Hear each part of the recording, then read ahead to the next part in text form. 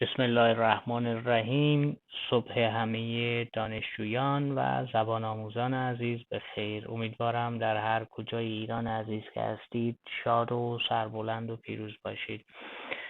درس چهارم زبان انگلیسی از کتاب Comments and Concepts خانم پتریشیا آکرت رو تدریس میکنم خدمت شما. همینطور که قبلا کم و بیش آشنا هستید سعی میکنم که کلمات و ساختارها رو بهتون بگم، معنی رو بهتون بگم و از در واقع ربات هایی که در نرم افزار ورد هست، هوش مصنوعی که در نرم افزار ورد هست براتون استفاده بکنم که براتون بخونه و همینطور تکنیک هایی که از گوگل در یادگیری زبان میتونیم برای ترجمه، تلفظ و نکات دیگه ای استفاده بکنیم. همه رو این جلسه کم کم در عمل با هم دیگه میبینیم. خب شروع میکنیم. عنوان درس هست The Olympic Games، یعنی بازی های المپیک. The Olympic Games، گوش کنید. The Olympic Games. The Olympic Games یعنی بازی های المپیک. و همونطور که میبینید سمت راست من هم مترجم مایکروسافت داره ترجمه میکنه براتون و من هم اینجا براتون میخونم. Every 4 years people watch the Olympic Games all over the world. Every 4 years people watch the Olympic Games all over the world. هر سال every 4 years یعنی هر 4 سال. 4 یعنی 4، every یعنی هر، years یعنی سال. کلمات مهمی که نخوندید رو میگم بهتون. people یعنی مردم. People. بذارید این رو بذارم روی American English. watch یعنی تماشا میکنند.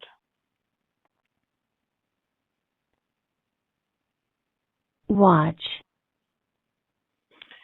Olympic Games یعنی بازی های المپیک. Olympic Games. Okay. Over the world. All over the world. All over یعنی سراسر، همه جا. All over. The world یعنی جهان. World. خب براتون میذارم بخونه از اول. گوش کنید. Every 4 years people watch the Olympic Games all over the world. All over the world. خب هر 4 سال مردم تماشا میکنن بازی های المپیک رو در سراسر جهان. It is a time for all kinds of people to unite in peace. It is a time for all kinds of people to unite in peace. خب باز کلمات مهمش kinds یعنی انواع، گونه ها. Kinds. unite یعنی متحد شدن. Unite. peace یعنی صلح.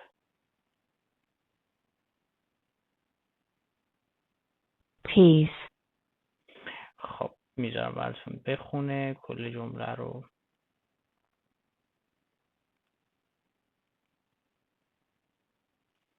It is a time for all kinds of people to unite in peace.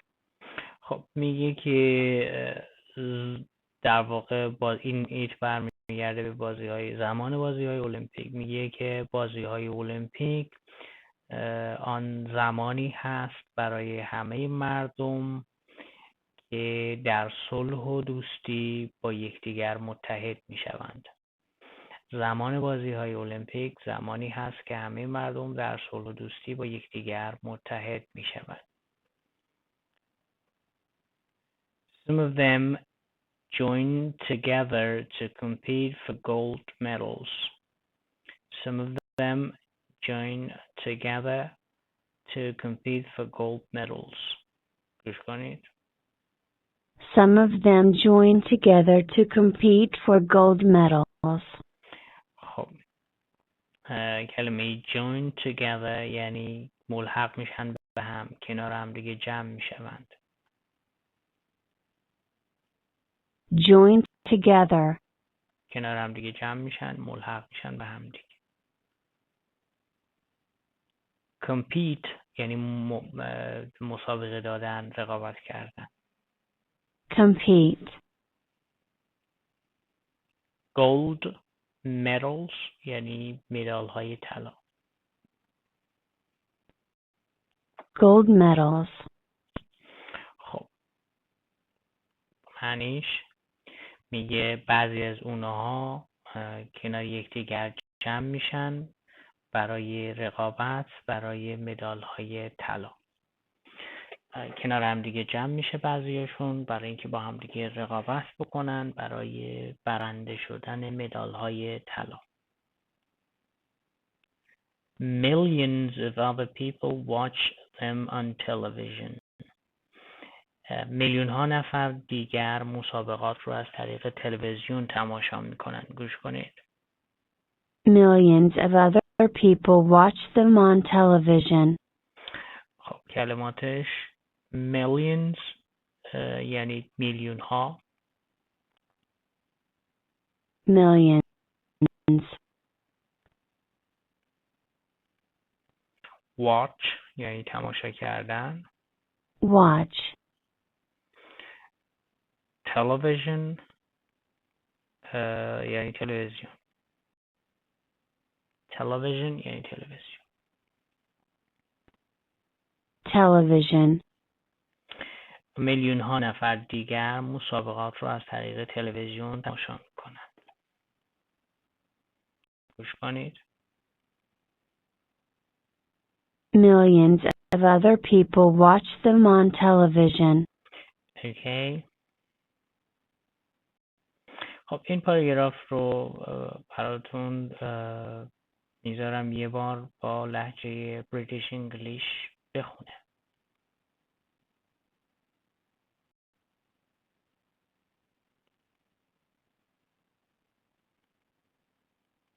سرعتشم مقداری کمتر کنم.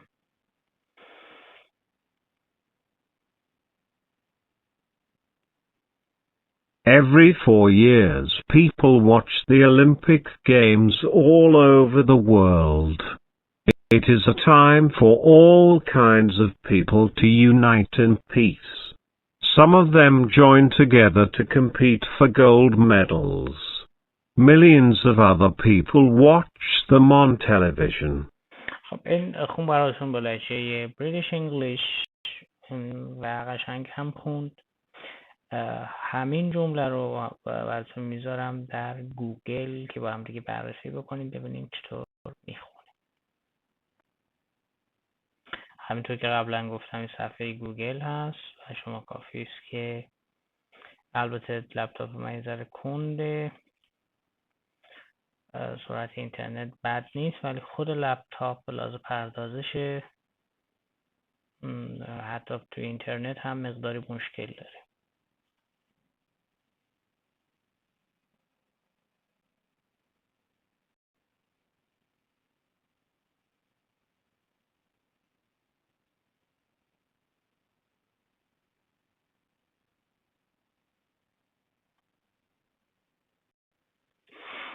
منتظریم که لود بشه.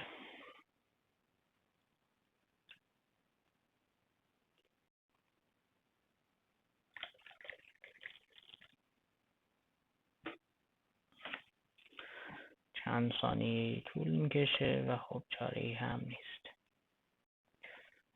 ما عادت داریم به سرعت اینترنت این چنینی.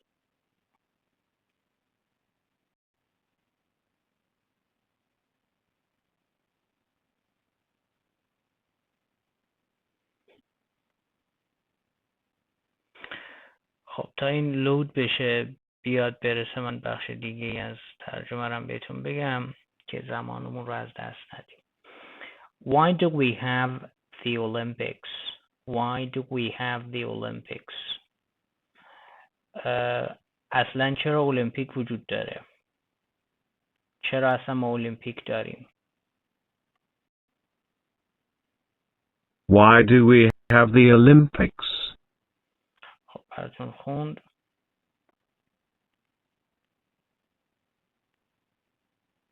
How did they begin? How did they begin? بازی المپیک چطور آغاز شد؟ How did they begin?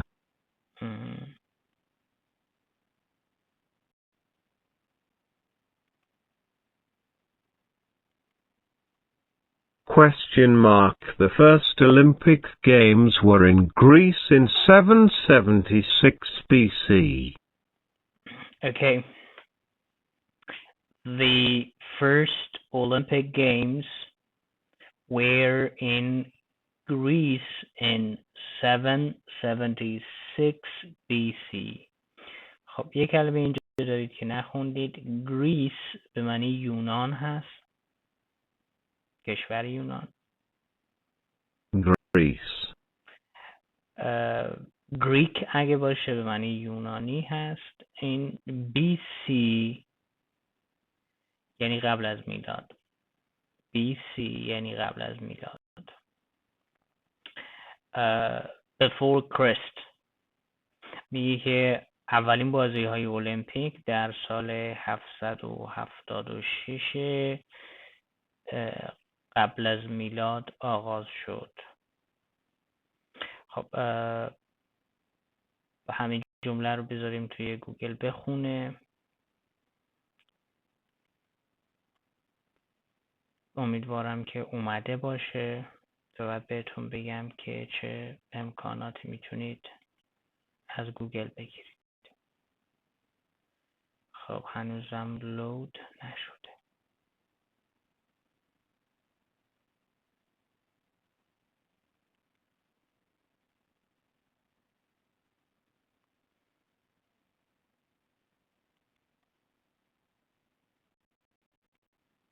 خب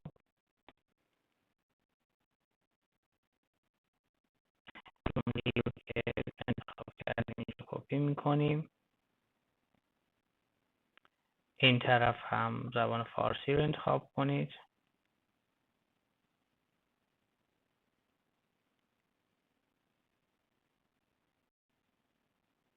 میریم سراغ پرژن یعنی فارسی.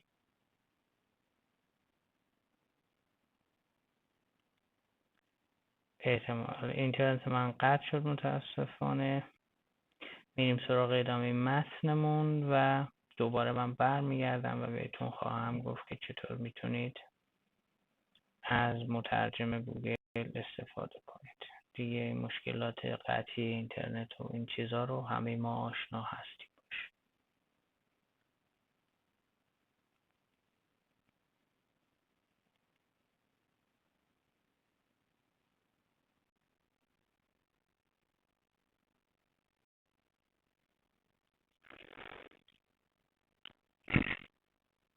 There was only one event. There was only one event. کلمه event به معنی رخداد یا مسابقه ورزشی هست. Event یعنی رخداد یا مسابقه ورزشی هست. میگه فقط یه مسابقه توی بازی‌های المپیک در اون زمان بود.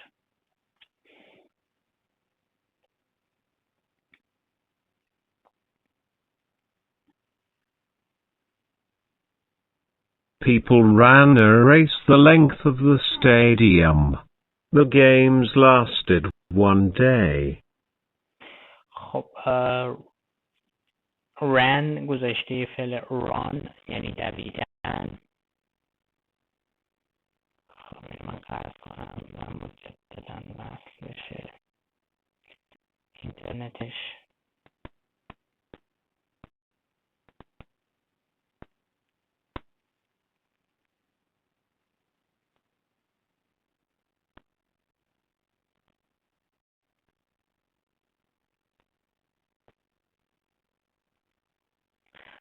خب کلماتش ran یعنی گذشته فعل run به معنی دویدن، race یعنی مسابقه، length یعنی طول، stadium یعنی استادیوم، lasted یعنی طول کشید. خب میشه که مردم دویدن یا میدویدن در اون زمان در قالب یک مسابقه به اندازه طول استادیوم. پس length یعنی طول، stadium یعنی استادیوم. یه بار دیگه گوش کنید. و بازی ها هم فقط یک روز طول میکشید.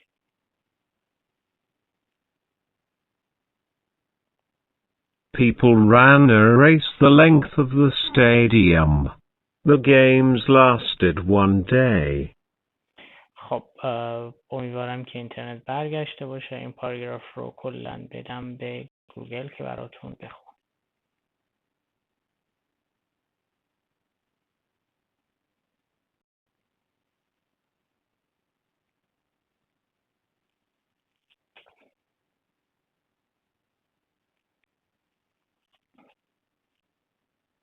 بله اینترنت برگشته. خب میبینید که گوگل براتون ترجمه کرده. این رو قبلا گفته بودم تو ویدیوهای قبلی. خیلی راحت کپی میکنید و براتون ترجمه میکنه. و البته اگر اینجا این کلمه رو بزنید هم، این بلندگوه رو بزنید، براتون شروع میکنه به خوندن. گزینه listen رو اینجا البته قابل مشاهده نیست بخاطر که من استوب زدم، ولی میزنیم براتون بخونه.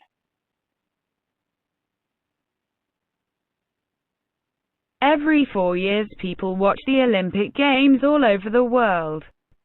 It is a time for all kinds of people to unite in peace. Some of them join together to compete for gold medals.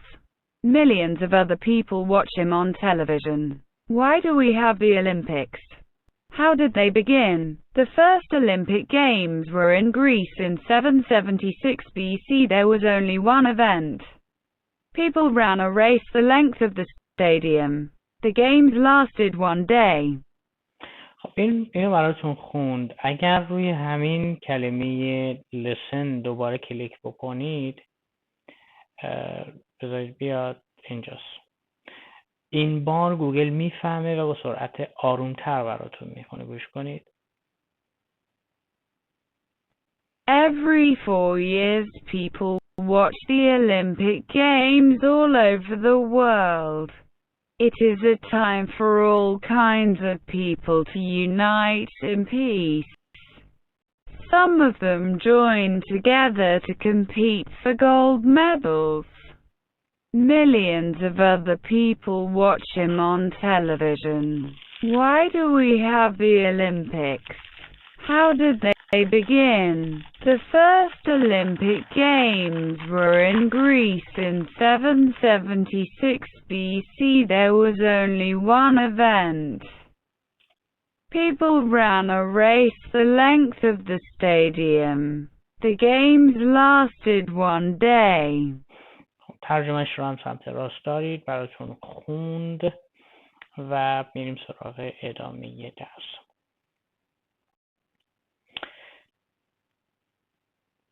Slowly, people added more events.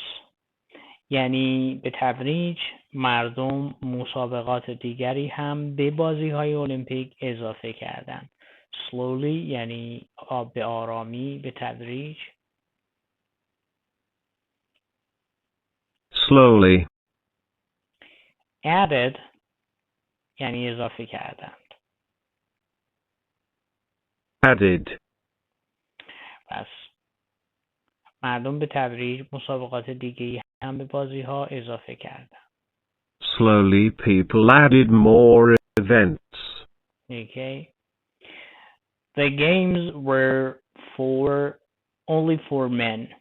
The games were only for men. کلمات چمه رو میدونید. میگه بازی ها فقط ویژه مردان بود. مختص مردان بود. The games were only for men. And women could not even watch them. And women could not even watch them. Watch به معنی تماشا هست، دیدن هست. Watch. بقیهش women یعنی زنان. Women. خب میگه که بازی ها مختص مردان بود و زنان حتی حق تماشای بازی ها رو هم نداشتند. Only Greeks competed. Only Greeks competed. Only Greeks competed. Greeks به معنی یونانی هاست. Greeks.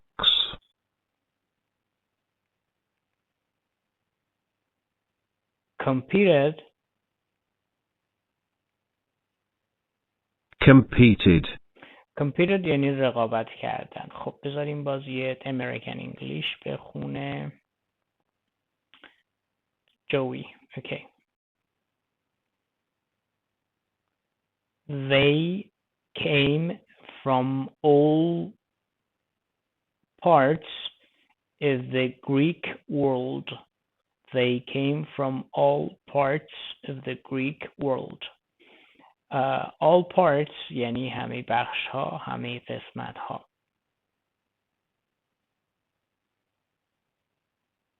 All parts. بقیش هم خوندید. میگه که این در واقع رقبا یا مسابقه دهنده ها از همه اجزا و مناطق جهان یونان اون زمان می اومدند. پس معنیش میشه که مسابقه دهندگان یا رقبا از همه اقصا نقاط جهان یونان آن زمان برای مسابقات می اومدند.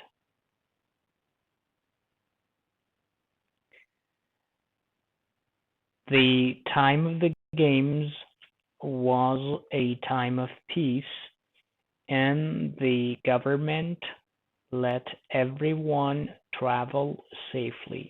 خب کلمات این قسمت رو بگم بهتون که نخوندید. Government یعنی دولت. Government. Travel یعنی سفر کردن. Travel. Safely یعنی با آرامش، به راحتی. Safely. خب گوش کنید. The time of the games was a time of peace, and the government let everyone travel safely. میگه که زمان بازی ها زمان صلح بود. زمان بازی ها زمان صلح بود و دولت اجازه میداد که مردم با امنیت سفر کنند. دولت اجازه میداد که هر کسی بتونه با امنیت کامل سفر بکنه. Travel safely یعنی با امنیت سفر کردن.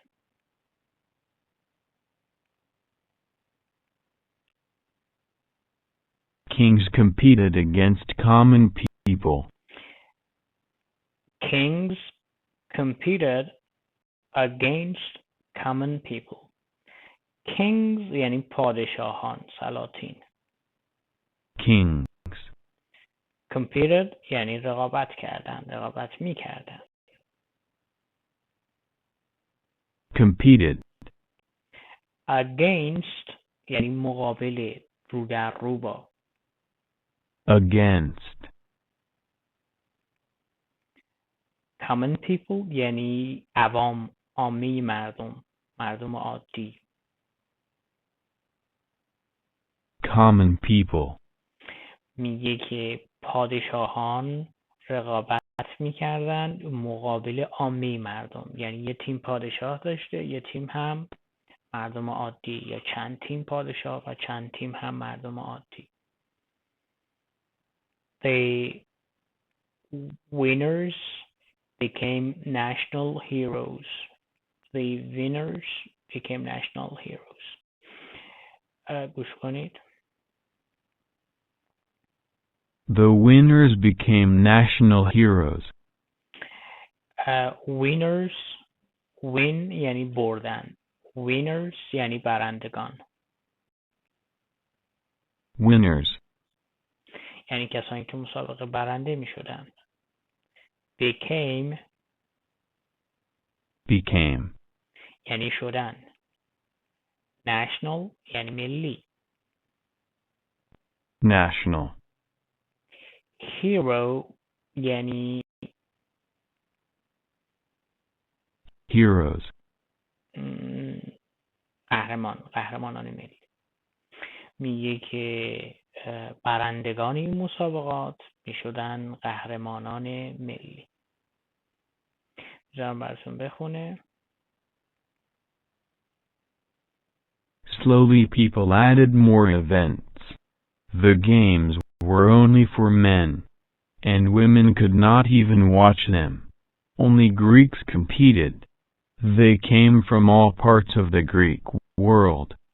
The time of the games was a time of peace, and the government let everyone travel safely.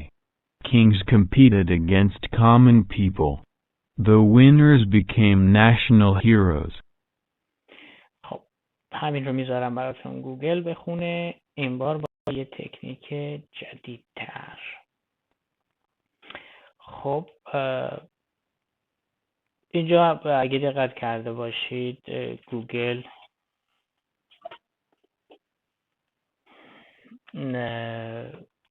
براتون کپی کنید میخونه و نشون دادم بهتون. مشکل در این هست، این قسمت که داره میخونه اینی که گوگل با توجه به این که میدونید انگلیسی چندین لهجه استاندارد و معروف داره در دنیا که دوتا از معروف تریناش لهجه انگلیسی امریکایی هست و لهجه انگلیسی بریتانیایی.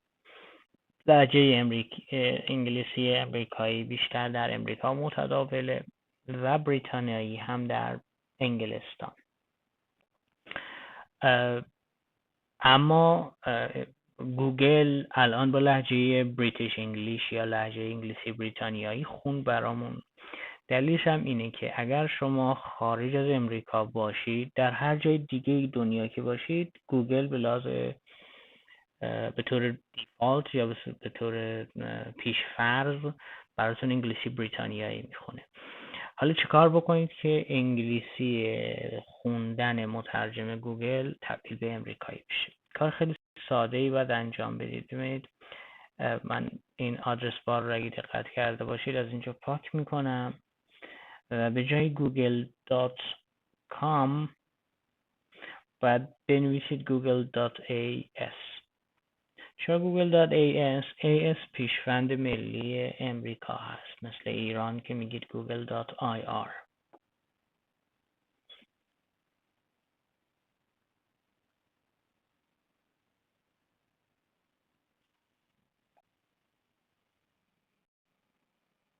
خب من منتظرم که مجددا لود بشه.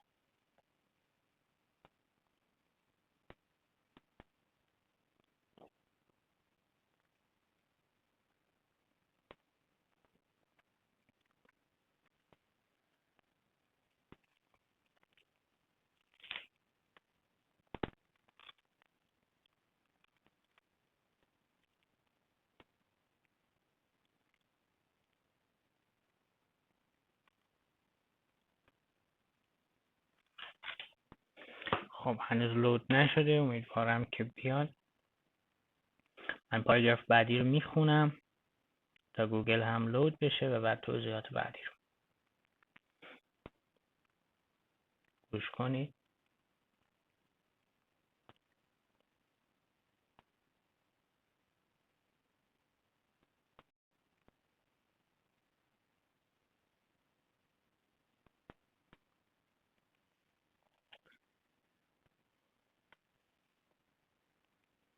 The first modern games were in 1896 in Athens.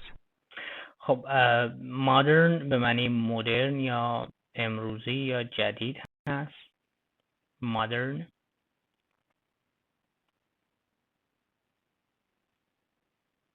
Modern. Athens یعنی آتن، پایتخت یونان. Athens. خب میگه که اولین بازی‌های المپیک در سال 1896 در آتن برگزار شد. The first modern games were in 1896 in Athens.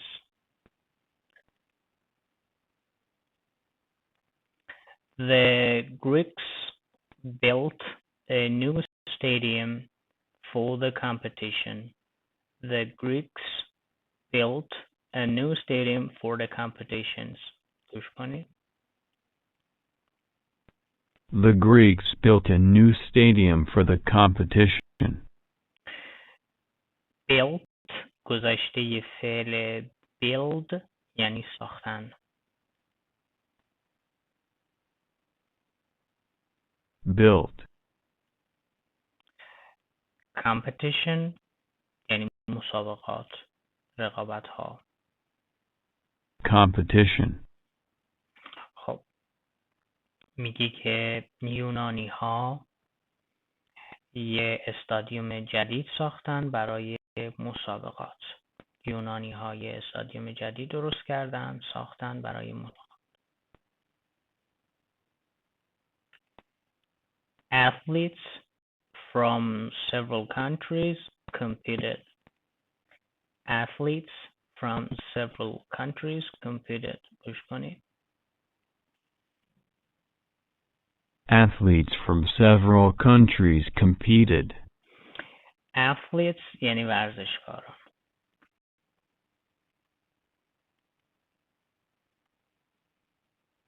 Athletes. Several یعنی چندین.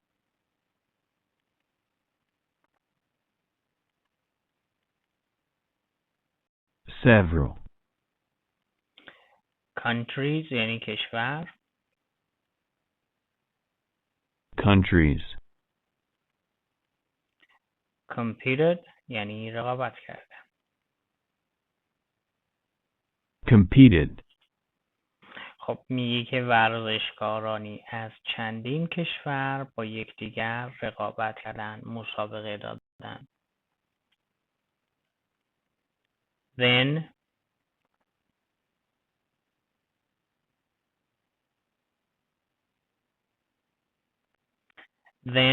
there were 20 Olympics every 4 years in different cities in Europe and the United States until 1952.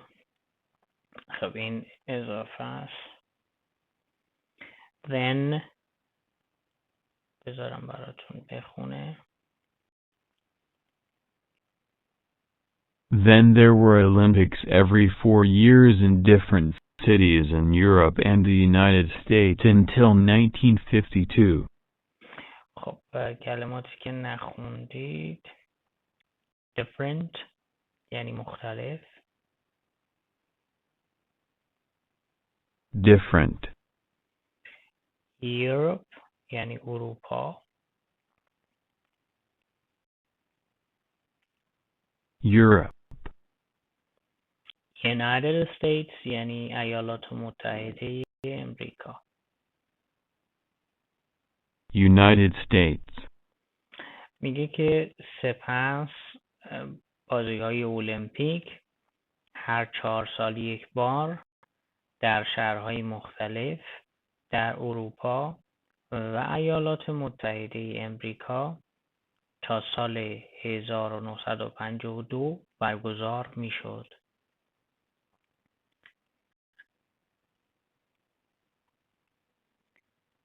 After that, they were in Melbourne, Tokyo, Mexico City, Montreal, besides in European cities. گوش کنید. After that they were in Melbourne, Tokyo, Mexico City, and Montreal besides in European cities. خب اسم شهرها هست ملبورن یعنی ملبورن استرالیا، Melbourne, توکیو در ژاپن، Tokyo, مکزیکو سیتی، Mexico City, یعنی مکزیکو سیتی در مکزیک، Montreal, مونترال یعنی مونترال در کانادا، besides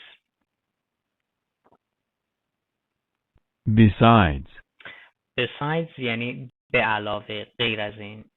میگه بعد از اون بازی‌های المپیک برگزار شدن در ملبورن استرالیا، توکیو، مکزیکو سیتی، مونترال علاوه بر شهرهای اروپایی.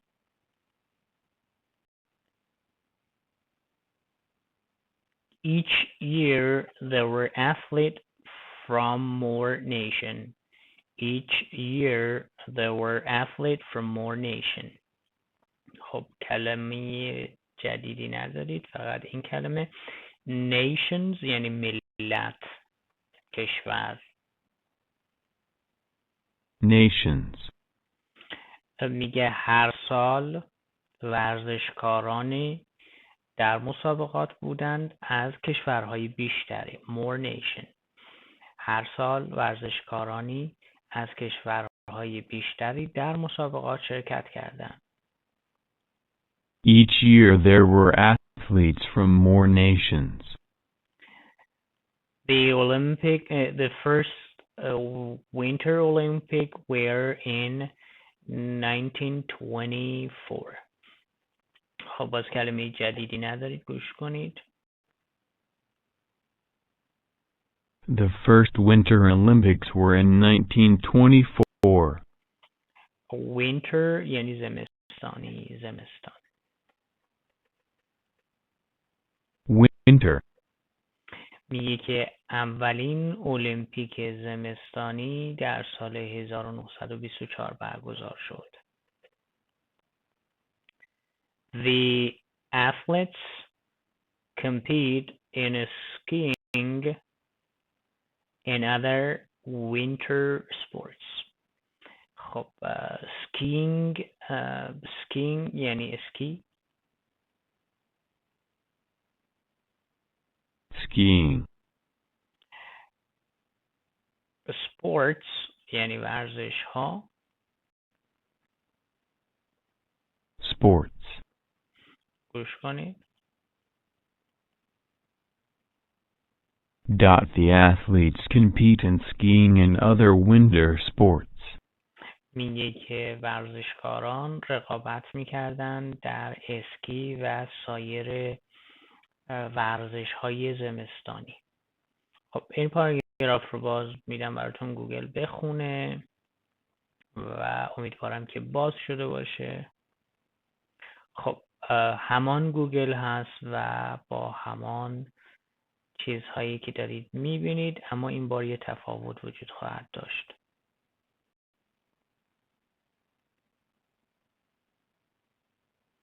خب فارسی رو انتخاب میکنید از اینجا.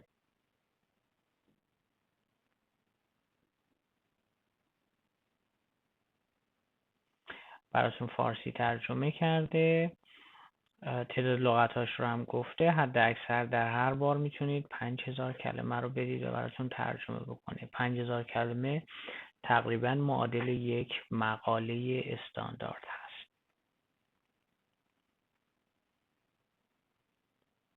خب آنچه که میخواستم بهتون بگم اینه که بذارید براتون بخونه. ببخشید من این رو نباید کلیک میکردم. براتون بخونه و این بار با لهجه امریکن انگلیش میخونه.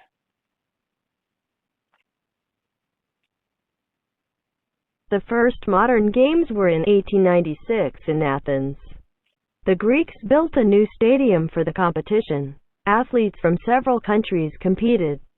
Then there were Olympics every 4 years in different cities in Europe and the United States until 1952.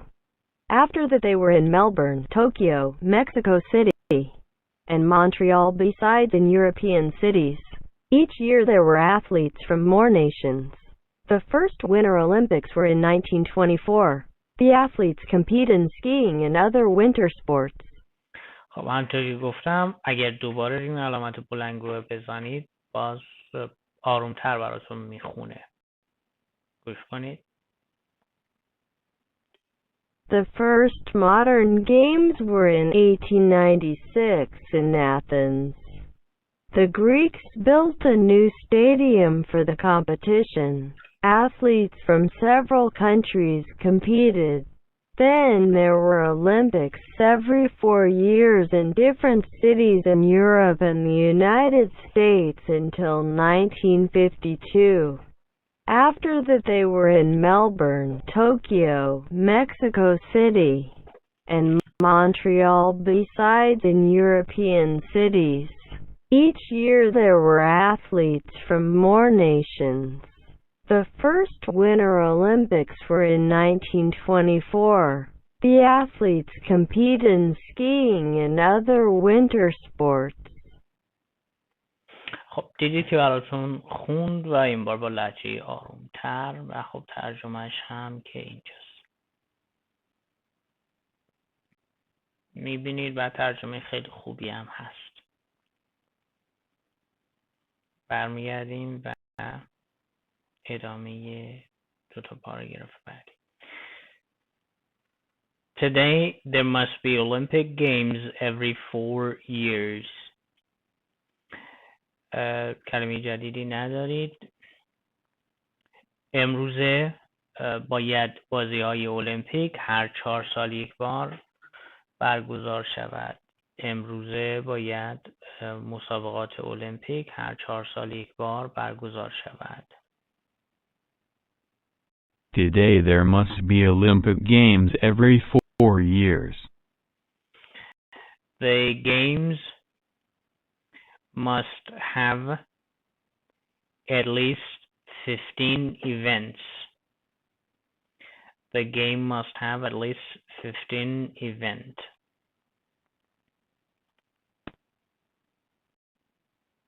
خب یادات خاطر اینکه فایل PDF بوده تبدیل به ورد شد.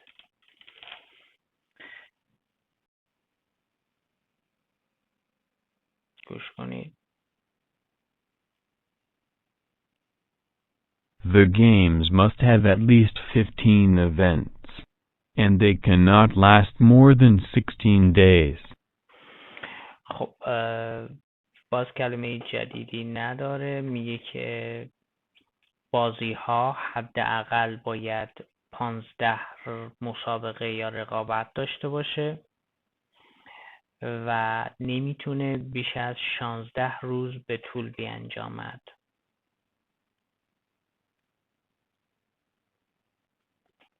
خب اینجا هم بازی کلمه اشتباه خورده.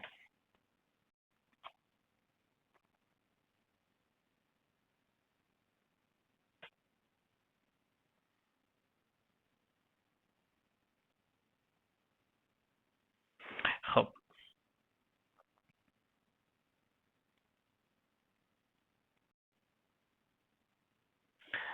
there is no age limit. People of any age can compete. There is no age limit. People of any age can compete. هیچ محدودیت سنی وجود ندارد و مردم با هر سنی میتونن در مسابقات شرکت کنن. این پاراگراف رو گوش کنید. Today there must be Olympic Games every 4 years. The games must have at least 15 events and they cannot last more than 16 days. There is no age limit. People of any age can compete. اوکی، این از این پاراگراف. The competitors must not be professionals. گوش کنید. The competitors must not be professionals. competitors یعنی رقبا، مسابقه دهندگان. Competitors. professionals یعنی حرفه‌ای. Professionals. میگه که مسابقه دهندگان نباید حرفه‌ای باشند. The competitors must not be professionals. They must be amateurs یا amateurs. They must be amateurs. amateur به معنی آماتور هست، از ریشه کلمه یونانی به معنی عشق. amateur یعنی کسی که کاری رو انجام میده به خاطری که عشقشو داره، به خاطر اینکه دوست داره. یه مسابقه دهندگان نباید حرفه‌ای باشن، بلکه باید آماتور باشن، یعنی ورزش رو به خاطر عشق به ورزش انجام میدن، نه به عنوان یک کار حرفه‌ای. The athletes compete for gold medals. گوش کنید. The athletes compete for gold medals. میگه که ورزشکاران برای مدال طلا با یکدیگر رقابت میکنند.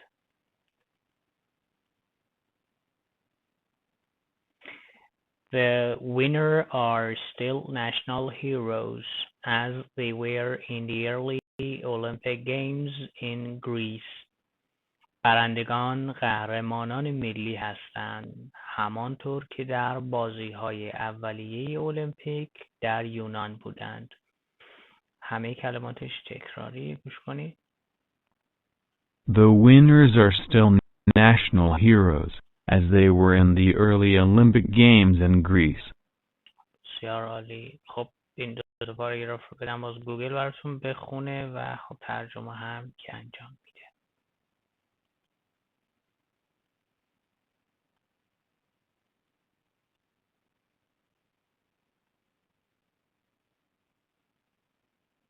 ترجمهش میبینید، ترجمه بسیار خوبیه، ایرادات خیلی اندکی داره و خب گوش کنید.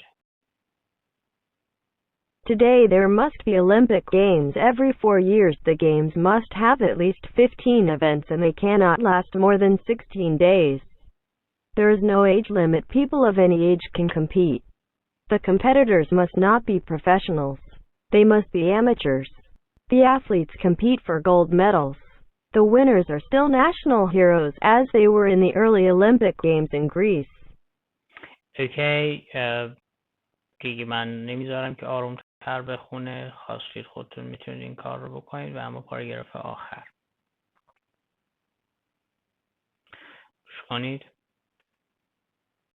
In 1956, Egypt, Iraq, and Lebanon boycotted the 35 Games. خب کلمات مهمش که نمیدونید رو ابتدا بگم. Egypt یعنی مصر. Egypt. Egypt. Iraq یعنی عراق. Iraq. Lebanon یعنی لبنان. Lebanon. Boycott یعنی بایکوت. Boycotted. خب میگه که در سال 1956 مصر، عراق و لبنان بازی ها رو بایکوت یا تحریم کردند. بایکوت یعنی بایکوت یا تحریم. Boycotted. پس در سال 1956 مصر، عراق و لبنان 35مین بازی های المپیک رو تحریم کردن. The 35 game.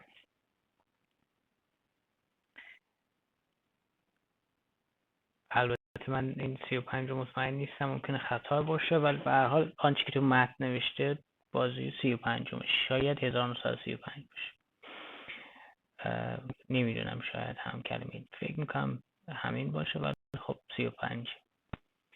They did not competed in the games because several countries took the Suez Canal from Egypt that year. گوش کنید.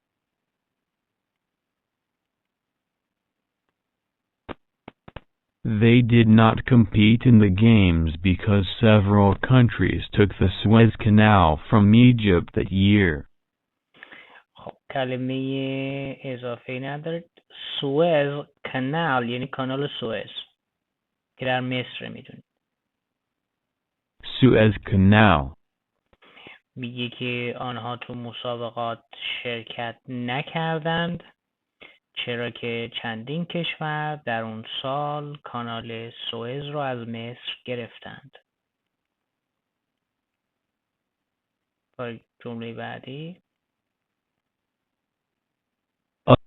Other countries boycotted the games in 1964 and 1976. باز کلمه جدیدی ندارید. Other countries boycotted the games in 1964 and 1976. میگه که کشورهای دیگری هم بازی‌های المپیک رو تحریم کردند در سال 1964 و 1976.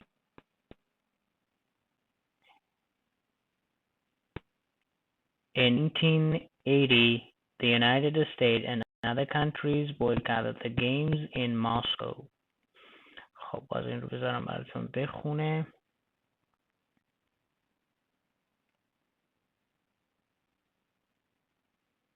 باز کلمه جدیدی ندارید. In 1980, the United States and other countries boycotted the games in Moscow. خب کلمه ماسکو یعنی مسکو، پایتخت روسیه. میگه در سال 1980 ایالات متحده امریکا و کشورهای دیگری بازی‌های مسکو رو تحریم کردند. و جمله بعدی. In 1984, the Soviet Union and other countries boycotted the game in Los Angeles. 40. خب این هم اشتباهه. این 35 هم مثلا اینجا ضرورتی نداشته، شماره پاراگراف بود که من اشتباه خوندم و اصلاحش میکنم اینجا. خب میگه که بذارید براتون بذارم بخونه، لطفاً گوش کنید. In 1984, the Soviet Union and other countries boycotted the games in Los Angeles. اوکی. میگه در سال 1980 امریکا و کشورهای دیگه بازی ها رو در مسکو تحریم کردن. 1984 اتحاد جماهیر شوروی و کشورهای دیگری بازی ها رو در لس آنجلس تحریم کردن. سوویت یونین یعنی اتحاد جماهیر شوروی. Soviet Union. خب.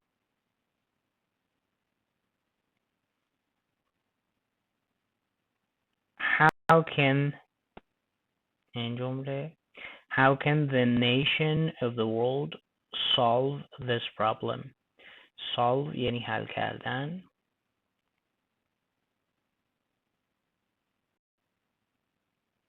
Solve. Problem یعنی مشکل، مسئله.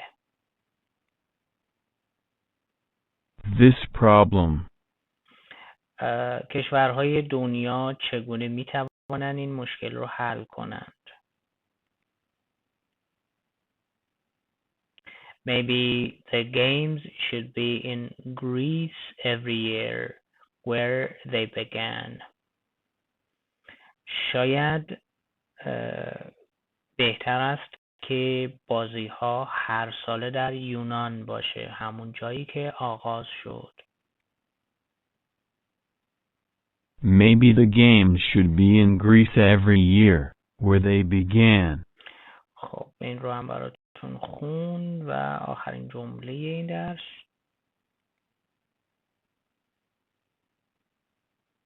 Then athletes from all over the world could compete without any boycotts.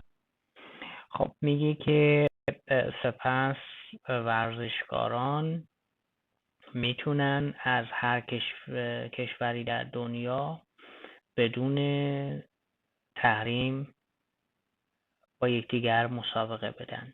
Then athletes from all over the world could compete without any boycotts. کلمه دیگه ندارید؟ جمله دیگه هم ندارید؟ این رو هم میذارم براتون گوگل بخواند و این درستون تمام میشه.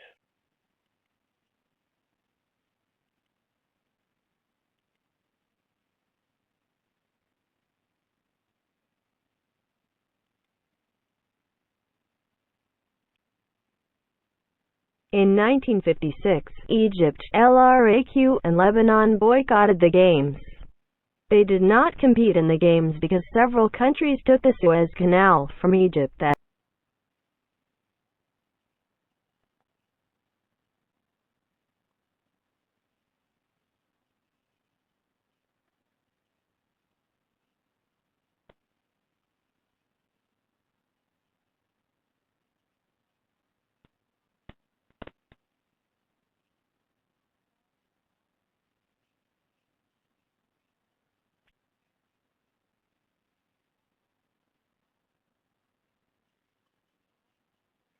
خب بسیار عالی، خون براتون و درسمون هم تا همینجا